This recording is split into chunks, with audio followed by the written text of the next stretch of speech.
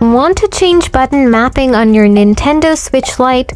This is perfect if you want to customize controls for comfort, accessibility, or specific games. In this video, I'll show you how to do it step by step. Let's get started.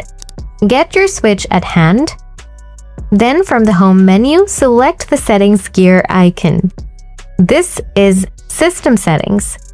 From here, scroll down and tap Controllers and Sensors. Choose Change Button Mapping. Select the controller you want to customize. Then go to the right side of your screen and select Change. Tap the button you want to change, then tap the new function you want to assign to that button.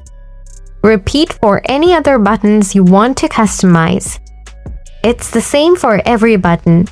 Once you are satisfied with the changes, select Done from the corner and save your new layout. If you want to reset what you just did, just choose Reset from here.